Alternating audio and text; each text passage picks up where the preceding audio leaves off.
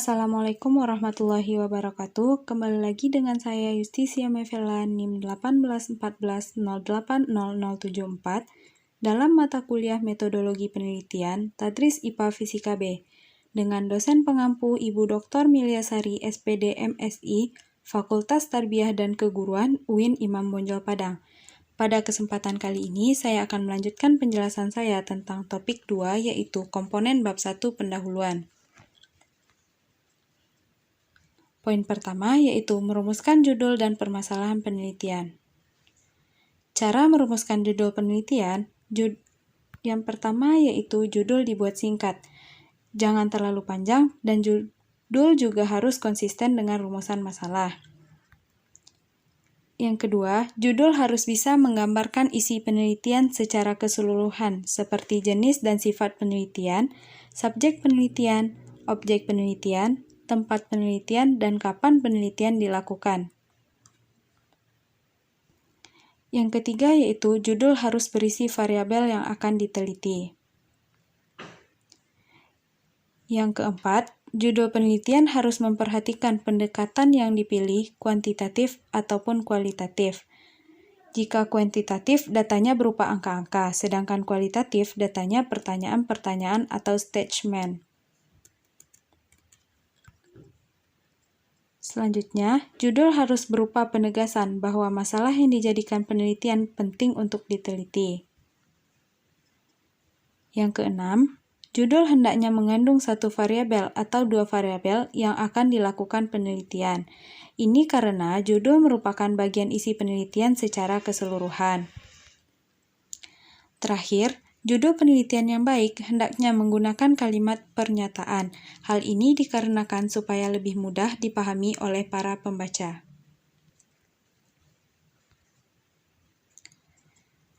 Selanjutnya, permasalahan-permasalahan yang ditemukan dalam penelitian. Yang pertama, pada aspek guru. Pada aspek guru ini terdapat beberapa poin yang menjadi permasalahan dalam penelitian, yaitu rendahnya jumlah guru, komitmen guru, kinerja guru, dan tingkat pendidikan guru. Yang kedua, kurang menarik dalam menyajikan materi pelajaran dan memilih media pembelajaran yang tepat.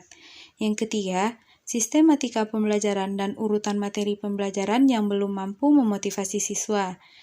Yang kelima, guru kurang kompeten dan belum bisa memperhatikan proses pembelajaran yang jelas. Selanjutnya, tugas yang terlalu banyak bagi peserta didik. Serta guru hanya mengandalkan produksi LKS yang dijual penerbit tertentu, dan pendidik yang mengajar di luar di bidangnya. Yang kedua, pada aspek siswa. Pada aspek siswa terdapat permasalahan yang dapat menjadi permasalahan dalam penelitian. Yang pertama, para siswa kurang terampil dalam mengaplikasikan pengetahuan yang dimilikinya. Yang kedua, siswa kurang mempunyai kesadaran untuk mencari sendiri informasi-informasi baru tentang pendidikan. Yang ketiga, kurangnya siswa untuk mengulang pembelajaran di rumah. Yang keempat, materi yang diberikan terlalu banyak. Dan yang kelima, kurang memahami sistem pembelajaran yang diberikan guru. Selanjutnya, aspek sarana dan prasarana. Terdapat permasalahan penelitian di dalamnya. Yang pertama, kurang lengkapnya sumber bacaan di perpustakaan, kualitas laboratorium yang rendah, ruangan kelas yang tidak nyaman, tidak memiliki alat elektronik untuk tambahan belajar, serta ketidaktersediaannya teknologi dalam pembelajaran. Yang kedua yaitu tentang identifikasi masalah. Konsep identifikasi masalah atau problem identification adalah proses dan hasil pengenalan masalah atau inventarisasi masalah. Identifikasi masalah adalah salah satu proses penelitian yang boleh dikatakan paling penting di antara proses lain. Yang ketiga yaitu batasan masalah. Batasan masalah adalah ruang lingkup masalah atau upaya membatasi ruang lingkup masalah yang terlalu luas atau lebar sehingga penelitian itu lebih bisa fokus untuk dilakukan. Selanjutnya, tahapan membatasi masalah. Yang pertama yaitu identifikasi dan klasifikasikan masalah yang akan dikaji. Yang kedua, menegaskan permasalahan dengan cara membuat definisi operasional permasalahan. Yang ketiga, dukung permasalahan dengan data sesuai lapang secara rinci. Yang keempat, deskripsikan menggunakan kalimat efektif dan menarik untuk dipahami dengan cara mengungkapkan harapan atau juga teori, kemudian gambaran kondisi real saat ini. Selanjutnya, fungsi batasan masalah. Yang pertama, membantu mengidentifikasi masalah yang akan dibahas. Yang kedua, memfokuskan pada satu persoalan. Yang ketiga, membatasi jangkauan proses yang akan dibahas. Yang keempat, menghasilkan sebuah permasalahan yang terrealisasikan.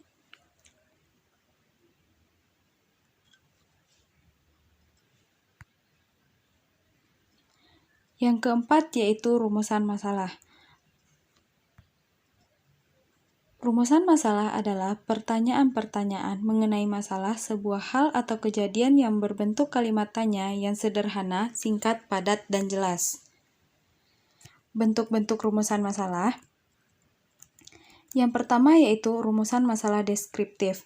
Rumusan masalah yang berkenaan dengan pertanyaan terhadap keberadaan variabel mandiri, baik hanya pada satu variabel atau lebih, yang disebut juga variabel yang berdiri sendiri.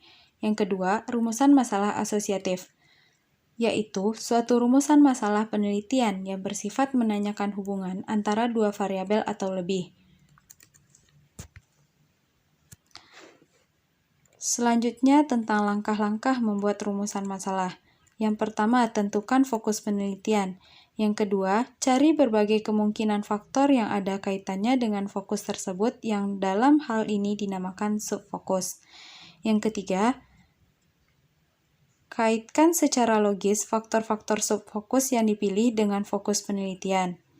Yang keempat, tulis paragraf pengantar sebelum pembaca sampai pada rumusan masalah. Yang kelima, tulislah dalam bentuk daftar pertanyaan agar lebih mudah membentuk konsep. Yang keenam, gunakan kalimat tanya yang relevan seperti apa, bagaimana, dan mengapa. Terakhir, buat pernyataan atau pertanyaan yang spesifik dan diakhiri dengan tanda tanya.